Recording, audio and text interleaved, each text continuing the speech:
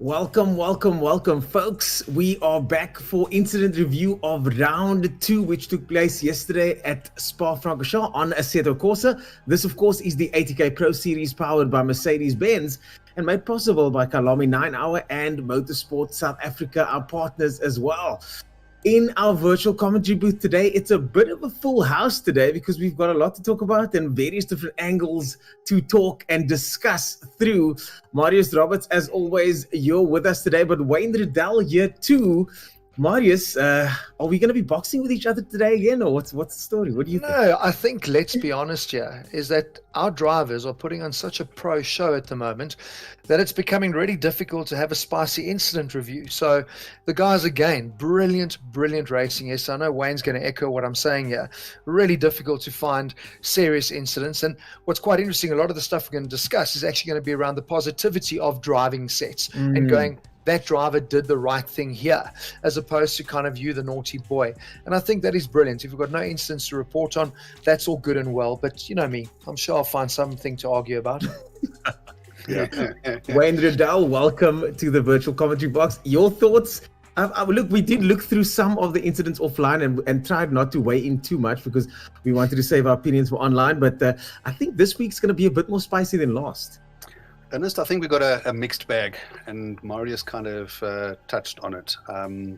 This for me was an impressive race meeting, and I just want to remind all of you guys, this was my baptism of fire 1 year ago, where Warren and I were thrown in at safety Spa, car, and it was safety car, and there was chaos and everything else. So I had the perfect opportunity to look back at exactly. How would they say it? FaceTime it, or whatever the thing is that they have on Facebook, where it reminds you of your past 1 year later. Real-time memory. Correct. So I was able to look back now and say, wow, we really have come a long way a year down the line, because we're at the same circuit. And I must tell you, the level of professionalism is amped. It's really, really gone to the top. Wow. And Jonathan, who's here with us tonight, you know, him and I, we were able to look at incidents in game, whereas at the latter part of last year, it was, all right, there's just too much. This is serious. Let's only look at this. Yeah. At this particular time, we were able to look at almost everything. And that, to me, shows you the level of standard of racing has increased. The incidents are fewer and far between. And we were able to focus better at what was going on. And hell, let's face it, that was good racing. Wayne, I mean, but also we didn't get to see Pro-Am, but I heard you guys talking about it, that there wasn't much to report on incident-wise in Pro-Am either. No, so that for me is crucial. You're not just saying, well, you have the top 30 Oaks. Absolutely. Yeah, it's filtered all the way down. That for me is very exciting, because this ATK Pro Series is also like a driver education. It's a race school, you know. So if you're getting guys that are evolving within the sim racing community like this, it's good news for the sport in general. Marius, I want to quickly add there, sorry, Ernest. You know that we've introduced this relegation. So the worst five drop, best five up. Yeah. Let me just tell you that worst five drop from Pro to Pro-Am is an immense amount of pressure on those guys. We watched yesterday how those pro guys were battling to prove to themselves and to stay on top of the bubble to get themselves back up to the Pro League. Yeah. So much so that we ended up with a rage quit on somebody. Yeah. And I'm sure we'll talk about that in a second. Absolutely. We've also got somebody else in the box, not on screen at the moment. Jonathan Benz has joined us as well. And Jonathan will be giving us insights. And you know what I like, guys? We've got opposing views in the box today, which is going to be great. I think we're going to have discussions going either way here tonight. But Jonathan, lots happening on your side of the world. And I'm sure you've got a lot to talk about tonight as well. Oof, yeah, I don't get a picture anymore. I've been demoted, I think. Hey, you can take my picture if you like. It's a great one. No, we need that one of you posing on the hood of your car. Oh yeah, no, look. But I'm happy for you guys to take it. No, please don't. If we can start promoting how silly social influencers are, I'm happy to be there. Hey, I'm an influencer.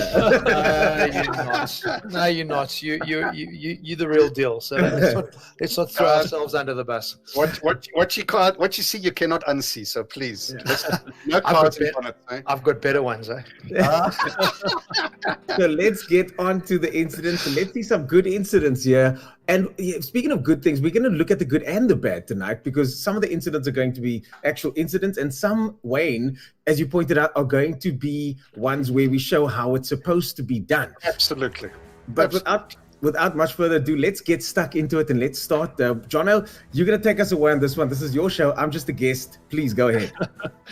Okay, well, first up, we have the incident with Isherwood versus Hampson. This is what happened in the Pro-Am race, and you have Isherwood and Hampson were having an epic battle there. And I must just say, they were kind of at the pointy end of the field as well. It was right at the end as well, wasn't it? Lap 5. Five laps in. Oh, lap 5. And Hampson, I mean, was in the top 3 in qualifying until he had an issue. So this is not good for either of them. So far, let's start with Marius. Marius, what are your thoughts so far? Well, it's the first time I've seen it, but for me, it just looks like quite unfortunate. It looks like Isherwood has literally, not through any fault of his own, just touched the back of Hampson, which has put them both into a spin. And obviously, for me, it seems like the worst off is Isherwood. So his little mistake I mean, has if you look at cost it, you can see the damage on his car. You can see the damage on his car there. Listen, he came off worse, but I mean, for me, I don't think there's anything deliberate there. I don't think Hampson was closing the door, not aware that he's there. He's trying to do a little bit of an undercut here. If you have a look, gets better drive and runs into Hampson. So that's his own fault. So I think for me, that's punishment served. Hampson was affected, but obviously not as severely. What an angle here, and I do think that might be the case. From my perspective, I certainly think this was a racing incident. I mean, Isherwood was right there. Hampson did tuck it in a bit to the left, but I mean, he's well within his right to try and get the line for the next corner. Yeah, the next corner is to the right, so he's got to make that move. So, yeah, I just think in this case, I know Jonathan and Wayne have spoken a lot about, well, he must lift off and blah, blah. Well, in that case, he probably needed to, because the lift off would have been his preservation in this case. Yeah. But, yeah, racing incident, and I think penalty served. Yeah, from that angle there. From that angle, you can definitely see that he did go into the Lexus from behind. Yep. Yeah. Sure. So is this an open and shut case? Are we all in agreement here? Yes, we are, actually. Oh, wow. To some degree, but now However, there is a knock-on effect here where, I think the blame lies a little bit more with Isherwood, unfortunately, because he was so far behind at the point. Now their trajectories cross here, but if you look how far Hampson is over, there's still a lot of space on the left. So I would have said racing incident as well, except for how much damage it would have given to Hampson and the fact that Isherwood rage quit after this. Oh, so there was a rage quit as well, and we obviously at the ATK Pro Series we're very strict about rage quit. 100%. So look, I mean, we're not, as I said, Jonathan, we're not aware of that. We're calling what we see incident-wise. I also don't know the damage to Hampson's car. Didn't look too severe. It looked like he carried on down the road. So for me, Isherwood really got punished. But I mean, this is now a different incident. Rage quitting is totally different. So, I think we've got to deal with that in a different realm to that is not a racing incident. That is sulkiness. But you know what I mean? Can we keep those two apart? And rather just I just want to talk this incident quickly to everybody without the detail. I just want to remind everybody, and this is something I introduced when I started with a series with you guys, was close proximity and the respect expected of each driver to the other in close proximity to each other. And this year is where it goes wrong. And this is when we lose respect for each other. And you will see tonight in other situations where respect has shown itself to be the winner. Yeah. And that's just the point. We don't have to debate the elements of this. It's been debated to death already. Yeah. I just want to remind everybody, respect of close proximity. This is the big thing. But I'll tell you as well, Wayne, I mean, Hampson can be quite happy that Isherwood was where he was in the end, because a tap on the rear like that is going to put Hampson in a spin, and he would have if Isherwood wasn't there. So if that corner was another left-hander, not a right-hander, Hampson would have been in big trouble. He would have actually spun out in front of Isherwood. So that kind of did help him. Look, he's actually nudged him back on line, which was a big saving grace. But you're right, because we had so many examples, especially in the pros, which is what we obviously saw and commented on, where the guys in that situation acceleration, we're just kind of modulating the throttle, backing off a little bit, giving them a chance to go door to door for the next corner. But I don't think Isherwood did this deliberately. I think he was just committed to his line and wasn't thinking down the line, listen, there's a right-hander coming, Hampson is going to move across. I just don't think he anticipated how much Hampson was going to legally move, because he did have the next corner. Correct. You know what I mean? So the rage quitting thing for me is something totally different, Jonathan. Yeah. So I think be lucky if we can deal with this as a racing incident issue, and then whatever you guys want to do for sulky rage quitting, which for me is absolute nonsense. Regulation is black and white. Regulation is black and white on rage quits. We typed it in. It is a regulation number. It's clear. So what is it, just so I know, so I don't rage quit tonight? So if you're in the pro class, a rage quit will get you immediate demotion to pro-am, but being from pro-am, you'll get a qualifying ban for the next round. That's fair. Okay, that's good. Fair. Yeah. So I have spoken to Isherwood already. He is happy to take that. He did explain he had the red rage. Yeah. And you know, it happens. The red mist it descends on us all, and really obviously does. we all try not to do the wrong thing when the situation arises. But sometimes it happens, and if he's big enough to take the punishment, then I'm happy. think, Ernest, well said, because that for me, I mean, we've had instances last year. Let's not get into that one, where people didn't put their hand up and say, "Listen, we were silly, overreacted, red mist." So, well done to Jason for claiming it, and I think that is the big difference, though. You know. Yes, this is simulator. In the real world, you can't do that. And I can promise you, if you pull your car into the pits and storm out there and throw your helmet and stuff, people are going to laugh at you. But obviously, you're in the privacy of your own home, cursing, swearing, and going and sulking. But people need to realize we're trying to create the real deal here. So he would never have been able to do that, because he would have limped back to the pits. It would never have happened. So I think he's learned his lesson. For sure. And I think it's done and dusted. Let's move on to the next one. Happy. Okay, Daniel hit it. Okay, so here we have Gerber, and then he cooks it a bit on the back straight. Well done. So this is an example of where he sees, oh, hang on, I'm benefiting too much from this. Yeah, he's off track. He's like he's on his own circuit. Well done. Hey, Like I said at the last incident, he has got 2 feet. He could use one of them for brakes. Yeah. There he's done that. It was a bit dangerous coming back. He nearly collected him. It doesn't matter. The point is, huge kudos to this man. Yeah. Because that to me is respect. He's respecting close proximity, accepting the rules. Look, it may seem like we're grasping at straws here, but we kind of are. No, we're not. No, but you know what? It's like perfect example of what happened in Formula One with my favorite racing driver in the world, and my second least favorite.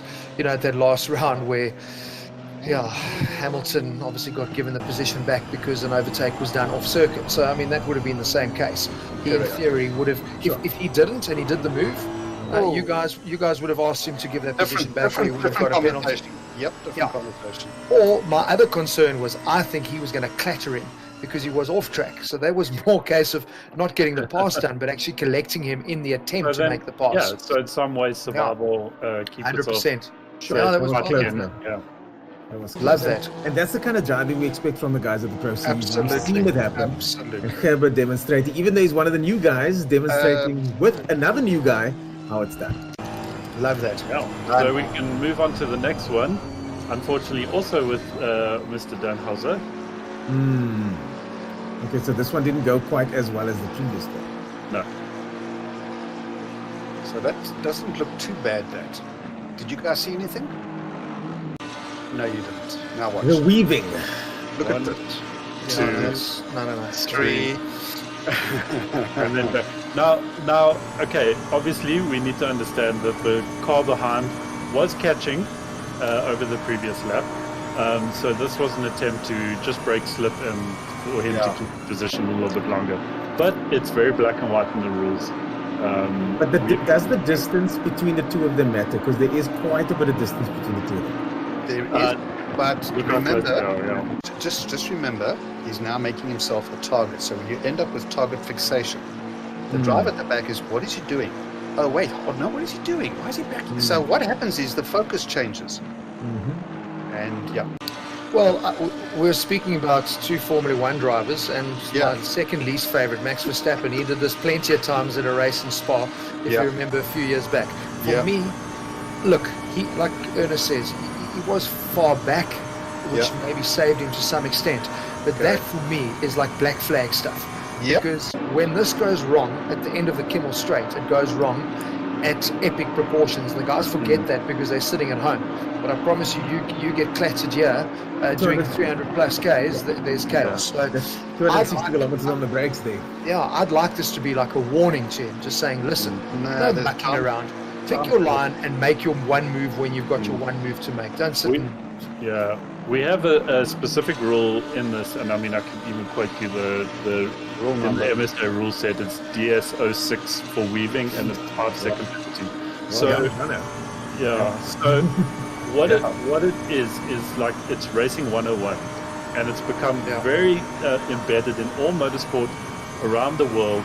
And I mean, it wasn't even maybe in the last 10-15 years that they only started implementing this one move rule, but everybody's adopted it. So it's really motor racing 101. One move and one move back to the racing round. Well, Jonathan, I mean, Wayne will tell you a lot of circuits go and paint a white line, and when you get to that point, you're then no longer allowed to move under braking. Obviously you don't have that here, but I'm glad we saw the onboard of Dan Houser, because I thought maybe he was texting and driving, because that's kind of what you see on the roads. Maybe he was updating his chat on Discord, but I saw both hands on the wheel, so he was definitely changing the profile picture of his, exactly. Yeah, cool. So what's that, 5-second penalty? Yeah, it's 5-second penalty. 5 second for Dan Houser. Sorry. Nice. What's Dan Houser's first name? Michael. I wonder if it's his dad that we used to race against in Super Hatch. Let's find out. Well, if he's from a racing family, then he should know the rules then. Well, that's why I'm going to set him up. You just set him up. I'm going to abuse his dad if it is the case. So you've learned from your father. Cool. Okay, and then we can move on to the next one. Okay, this one. Okay, another example. Nudge. Nudge. Backs out of it. Sorry. Well done, Jason. Okay, here we have Jason Absmeyer on Richard van Coller. Van Coller braked a bit early. Braked very early. Yeah, but you know what, guys? Also, to be fair, rather brake early. Look at how full the bus stop was and all the movement that was going on. It's the heaviest braking point, second heaviest on the track. So I don't blame him, and I think that's what caught Jason out. And Jason then immediately backed out of it. So this is brilliant driving by Jason. The thing is, with regard to these rear taps, we're now starting to see them happen quite often with different results. But you're also seeing different. What has happened here is there's a tap, and back out of it. Say, oops, sorry, my bad. Move on. The last round, we were having a bit of a debate about driving through somebody. Yeah. And this here is a good example of the reverse of that. We're like, this is all we want. Oh, Wayne, let's not go back there. Because it's very different though. Because the difference is under braking versus accelerating out of a corner. And the biggest point for me is not even Jason backing out, is he swerved to try and avoid contact. Check here. Correct. And he tries to actually miss it, which is why it was such a light tap. So that was lightning reflexes by Jason, which is brilliant. And obviously, he then says, I'm not even going to try and fight him for the corner. I think we've got some chatting happening here on the YouTube channel. And Van Coller, one of the things that TK Raptor points out is that this is lap 1. And for me personally, if this wasn't lap 1, I would shift blame slightly differently, more towards Van Coller, but because it's lap 1, Absmeyer kind of also need to be aware that anything can happen on lap 1. Lap 1, everybody's tiptoeing around in various different ways. What do you guys thought on that? Well, look at Absmeyer's view. I think that big Bentley is blocking him. That's my point. Have a look at him. He's unsighted to the busy corner. Totally. Whereas Van Coller sees the parking lot up ahead. So he backs off early. But Absmeyer's like, whoop, and then there was a tap. But because he didn't take advantage of it, and that's why we wanted to highlight this. We wanted to say, guys, that is how it's done. can I just raise another point? It's got absolutely nothing to do with whether it's lap 1 or lap 15. You know, when you're racing in a series like this, you can have this in lap 15 where there are 6 or 7 cars all fighting for it. So the same principle applies. For me, the lap 1 stuff usually works on the first 2 or 3 corners where guys are flipping amped and they're trying to do stupid things. But Jason completely unsighted there. Definitely an early braking by Rickard because he's seen what's happening up ahead. So for me, I just think this is a good example of stuff that does happen in racing. And when it does happen, how do you deal with it properly? And that's a perfect example. So that's why we were happy with what we saw. It's a nothing other than learn from this, guys. Take this as one of your lessons. Well, we're going to move on to the next one, to the next incident. It's nice to finally see some good news in our incident report, but I think that's where it ends now for the rest of the night, pretty much. I was going to say, this is boring. We're all agreeing with each other. What the hell is going on here? The juicy stuff. Watch up this move. Watch. Oh boy, there's a lot happening here. 3 abreast they go. Down the middle goes McCall. McCall gives a tap to one of the Bentleys. 2 Bentleys spin out. Both of them certainly get damaged. That's Kleb and Wilken over there. And McCall sandwiched in the middle. A Bentley sandwich with some McCall toppings over it. Racing incident done. I think let's get each one's opinion on this one. I'm interested to see what you guys say. Racing incident. I want to see that again from the outside. Okay, Wilken runs a little bit wide there. Wilken's the slow car. Yeah. Kleb taps the nose of McCall, who taps Wilken back into... It's a racing incident. I mean, Morgan's allowed to be there. I just don't think Kleb saw that Morgan was there, so probably started moving across a little bit. Morgan had no. Okay, so Charles Wilken, I mean, he was a bit... Charles Wilken's a bit slow. They do have radar here, just FYI. Wilken makes a mistake. Kleb and... Okay, so Kleb cuts across. Oh my goodness. Kleb comes across a little bit. McCall then moves to not get hit by him and then touches... No, actually, Kleb touches McCall, and that's what knocks McCall into Wilken. Have a look there.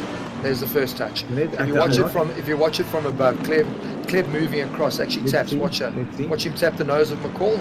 Here it comes. There, first tap into that. I don't think that's a big touch there. I think that might have been McCall moving over. All moving, yeah. So are you guys all finished patting each other on the back? All right, Kleb is the guilty party here. Goodness. Kleb is 100% the guilty party. At that point, he sees there are 3 abreast. He knows that there are 3 cars in close proximity. I see what you're saying. That circuit is wide at that point, very wide. Kleb is past the halfway mark on the outside. He came from 2 positions back. He's made a big gain here. He went and closed the door. There was nowhere for McCall to go. He pushed the ham into the sandwich. There was nowhere to go. Kleb here. But hang on now, I'm totally going to use that one. I'm totally going to use that line. Hang on, Wayne. Didn't you want Morgan to lift off there to avoid it? Because I thought that's what said Imola. No. But that's my point. You know what I mean? Anyway, He looks so calm. We have a wedge here. I have a very clear wedge here. And Kleb drifted into. Yes, I would agree with you. McCall had the opportunity to back off here, but he can't. He must never. He was already in too deep. Even if you backed off, you would have been contact. Okay, now it's my turn. Kleb, 100%. Every time I watch this, it hurts. Yeah. Okay. It's one of those incidents, isn't it? So now it's my turn. Okay. I'm going to counter what Wayne says and say that it is full-on racing incident. Reason being, because Wilken goes so wide, if you think of what Kleb is seeing in his car, he's got a radar, cool. So he sees him go out wide, he sees McCall, he's got the space on McCall, McCall comes in, Kleb and McCall are working together. Yes. But they can't see what Kleb can't see what Wilken's doing, McCall can see what Wilken's doing, Kleb can't. So what happens is McCall's this like innocent dude who just like runs out of space completely. Yeah, the door kind of closes on him, doesn't it? Can I use another Formula 1 explanation again with our favorite little crazy driver? Remember when they went 3 through that corner and took out... do you remember the incident I'm talking about in Formula 1? So he actually he overtook up on the curb, and he was looking at who was next to him, but didn't realize there's a third car on the other side. And the same car is the key. Exactly. You can't, as a driver, see the third car. No. Yeah. No. Before the apex of the corner, Kleb saw there was 2 cars on his left-hand side. Yeah, but he left. Where did you think they went? But Did they well, just go into the ether? Did they just vaporize? No, Jonathan, he Togger left. Optical, my friend. Togger Optical. No, listen, Jonathan. I'm kind of. That's why my first call was racing incident, because if you have a look at how wide Charles has gone, and you're right, Etienne is only aware of Morgan there. He thinks that Wilkins actually off track, because that's how far. That was why there was an undercut for was it Junior or Morgan? Junior. Sorry. Junior was doing an undercut. Yeah, so I think Kleb can't see Charles. He can only see. Please. Where did he think Charles Wilkin went? Did Yeah, he but just into the ether? Well, he did run very deep. Doesn't matter. yeah, but Doesn't matter. remember as well that Wilkins disappeared out of the picture. He's only concentrating on McCall, and he doesn't have to predict what the dude like miles away from him is doing. Now the thing is that third car is really the key, because it's that closing gap, and we've seen it in Formula One loads of times, and it just becomes a race incident because nobody did anything specifically wrong. And I think if we blame this on Kleb, it's really grasping at straws. No, it's not. Because for me, Disrespect. if we're going to blame it on Disrespect. anyone, certainly McCall's name comes up in the conversation. I believe this is was pretty into much it. a racing incident. But having said that, if anybody could have avoided this from happening, That's McCall. That's Was McCall. Sure. It's clear. No. Look, I love that you Ernest, I agree with you, because the only person that can see both cars is Junior. Yes. So Junior could have got on the anchors and backed out of that completely. But if you have a look at Etienne from above, he doesn't make any massive move to close the door, Kleb. He kind of does keep it on a pretty straight line, and so does Wilkin.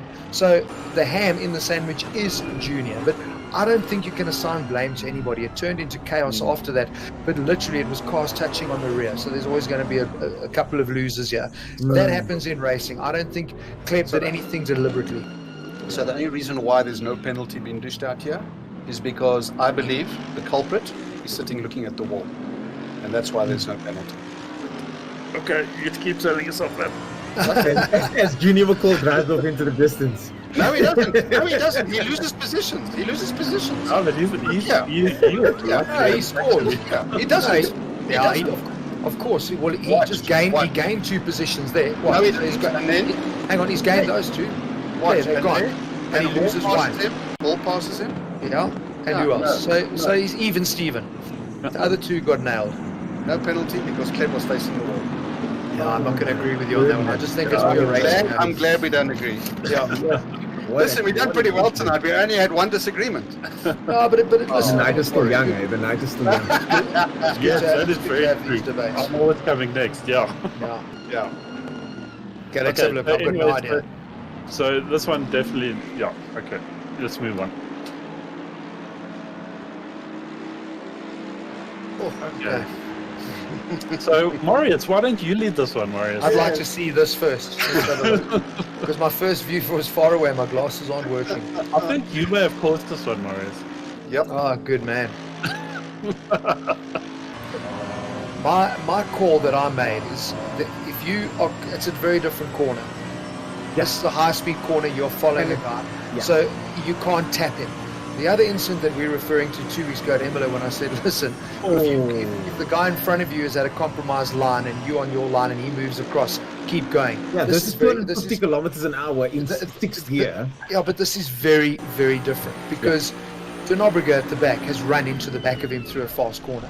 Very, very different. So I don't think we can draw parallels to my statement in Imola. There's only one person to blame here, and that's Denobriga. Yeah. Tristan, lots of real world racing experience. Surprised that this is something that he would be involved in. I'm sure he's listening to the feed right now. But it does look like one of the situations where it could have just been a tap, but because of the nature of where they're at, it turned into much, much, much more. And there's a big loser here, and unfortunately someone's got to get punished. Well, because the tap's happening through a left-hand sweep on the left rear of the car, you've got no chance of catching that. I mean, unless you're in a World Rallycross car. So, but I know what Jonathan's saying is, like, in theory, He didn't back out of it. He carried on the thing, which is what I mentioned 2 weeks ago. But I don't think they would have had had no different bearing on where Van Coller would have ended. Yeah, sure. So not a very good incident, this one, because it's such a blatant avoidable incident. Yeah. So this one did get him an in-game penalty of a drive-through, so that was very harsh penalty. Yeah. No, listen. But Jonathan, I mean, I agree with things like that. I know we make these statements and stuff, but in a case like that, I mean, all you wanting to do, I know he's trying to get as close as possible because they're coming up to a very big overtaking opportunity at the chicane. But it's your responsibility not to clatter the guy in the front when you are running high speed through a corner like that. You know what I mean? There's no changing of lines. You're both on the racing line here. So, yeah, it's inexcusable, really. Yeah. They've also got the slipstream happening there, so that could have exacerbated things a bit more. Tristan, I did speak to him recently, and he's only been playing Assetto for about, I think, 3 or 4 months now, so there might be a couple of details that he needs to still color in from his real-world racing experience. I'm trying to make this sound goodier for you, Tristan, but so far, so bad. Ernest, the only difference is, I think, and I agree with you, sometimes for us that have done more of this in the real world to the virtual world, it's very difficult to judge that, to make that call to how close am I to the guy in front. I mean, you race polo cups and you literally don't see their rear because you're attached. You may as well be getting towed. It's very difficult now, I imagine, in game to make that call. You know what I mean? I understand what you're trying to say, but that's properly avoidable. It's unfortunate, but on the whole, though, the guys were very respectful. A lot of space was left for guys. I mean, not like space like you're not going for positions and stuff. And mistakes happen, and even this one was probably just a slight misjudgment, of how long his bonnet is. And so it is unfortunate, but I mean, he served his penalty. Lesson learned. Move on. Next round. Can we just take a moment to appreciate how Van Coller managed to keep this car out of the wall? Yeah, brilliant. I mean, look at that. There was a handful of opposite lock. A handful of opposite lock. Used the brakes exactly the right way. Parks it on the side of the curb. Perfect. Yeah. Then takes his heart back out of his mouth.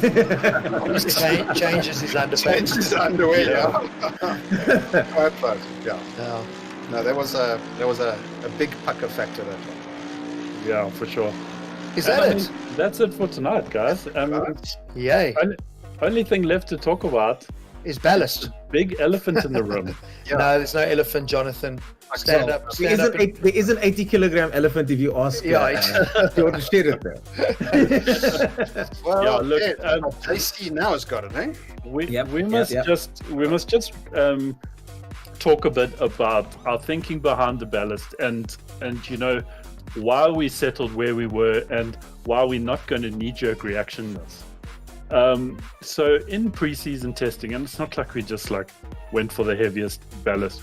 We went for a ballast that would hurt, yes, but we went into pre-season testing with the aim of slowing the P1 driver down by 1 second per lap. In pre-season testing, we nailed a roundabout there. But now Spa comes, and Spa brings a Mercedes that has now been ultra nerfed. Thank you, Kunas. And a car with very bad top end now at Spa, and it's sitting with 80 kilograms of ballast. And now we have crossed that 1 second testing barrier that we had, and now we're sitting at 1.5 seconds in qualifying, which, in our eyes, we were panicking, myself and Wayne, during qualifying, because it's what we didn't want. We didn't want those drivers to get pushed down into the relegation zone. And we are very thankful that it didn't happen. Honestly, that freaked us out a bit, but we're not going to knee-jerk reaction the ballast because... Can I make a suggestion, Jonathan? Yeah. The only thing you can look at knee-jerking is down the line, is let the guy have a qualifying run without ballast, if that makes sense, because that will determine a clear qualifying lineup. So you're not going to get a guy who gets eliminated because of ballast. But he races with the ballast. Because for me, I think the ballast... That is something I can buy. Yeah. Because at the end of the day, you go and have a look at what SRO does with GT racing, their balance of performance. They have got thousands of GT3 cars racing at all the circuits, and they literally sit in the computer room with their laptop, and they link to all the cars, and they tweak here, tweak there, circuit to circuit, to make for competitive racing. You guys are trying to do exactly the same thing, but it's a little bit more difficult because you also have to deal with Assetto Corsa and how they are impeding certain vehicles at certain tracks. But at the end of the day, a driver knows some cars are going to work better at certain tracks. The fact that you were successful and you're now carrying weight is also a reality of racing. It was clearly explained at the beginning of the season, and you've got to deal with it. And Ernest and I said a few times yesterday, you know you're going to be under pressure. You're running with the weight. So you've got to score massive points, the best points you can in those compromised positions. And I think all it does is it creates very exciting racing, because JC and Co are going to struggle at the next round. For sure they are carrying weight. And Jordan is going to be back at the top of the pile. But when we get to end of our fifth round, heading into our final round to decide a championship, there's going to be a hell of a lot of guys that are in with a shout, as opposed to Jordan would have run away with this race. I can tell you now. No one would have come close to him, and your championship would have been done and dusted already. I think it's brilliant. I just want to add one element into all of this.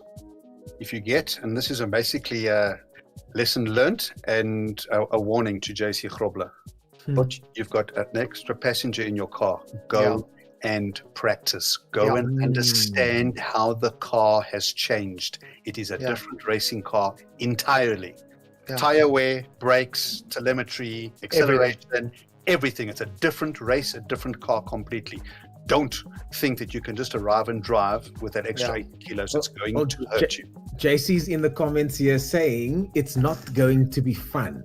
No, it was never designed to be fun. Hang on, but it was fun for him yesterday when he was spraying champagne. Enjoying his victory. He's still got the taste of champagne on his lips. No, but you know what? All of us have been through that. I mean, in Super H, we used to flip and get our dumbbells and your weights and strap them into the car and used to bitch and moan. And what Wayne's saying is exactly that, because you're in a 10-lap race. By the end, you've got no brakes and no tires. Luckily, along with the ballast, we've brought in a compulsory pit stop. So I think that does help the guys in terms of managing their tires in the race. That helps big time. But at the end of the day, you and I spoke, Ernest, about different strategy coming into it. Like, get yourself out of the mid-pack battle in the beginning and rather set into a rhythm and get lap times after lap times in, and you can still score points. And that for me is crucial. And I think great example, Jason Absmeyer scored points, Morgan McCall, brilliant. They scored really good points considering they were running with weight. And I just think it's something else for the drivers to think about. We use Daniel Rowe as a prime example, successfully finishing 2 races in a row just outside of ballast. And where's he sitting? Third overall in the championship. Well, some of the guys were saying that 6th place is the position to go for. And just with that in mind, Jono, if you could just clear up, so the ballast will remain as is now as we go forward. It has to. Unfortunately, it has to. Yeah, we can't knee-jerk reaction and pull it off, because it, as it's been pointed out, it'll discredit everything that we have done in testing so far. If you change the values of the weight, start the season again. You got to reset the clock. Well, the thing is that luckily the championship points work in such a way that that it's very, very close either way. We saw that the best finisher with the ballast yesterday. I think that was Jason in 10th position with 30 kilos. I mean, he's the guy that pulled it off. He's the guy that did the right thing. McCall did well as well. We expected Morgan was right behind him. We expected 15th position for Sherritt. Unfortunately, he got himself into all sorts of other altercations. Just made his day more complex and more difficult. That's all. My warning, guys, the next race meeting, you've got 5 weeks. Go and get your house in order. Telling you now, the circuit is a demon. There's a lot to be learned, and you guys have got extra passengers with you. Go and learn your car. That's my advice. I love circuits like this, because you've got lots of off camber corners, big undulations. Car gets unsettled. Track goes one way. Car wants to go the other way. Throw in the 80 kgs. You definitely going the wrong way. Brilliant. Go practice, boys. Well, folks, that's it from us here at the Incident Report. Let's get ready for Alton Park, made famous by British touring car racing, of course. But this time, the ATK Pro Series goes back there for round 3, brought to you by Mercedes-Benz. My name is Ernest Page, and joined by Marius Roberts. Wayne Riddell and Jonathan Bentz. Don't forget, we've got the GT round of our series happening tonight, so don't forget to check that out on our socials and on YouTube. We'll see you guys either later or at the next round of the ATK Pro Series.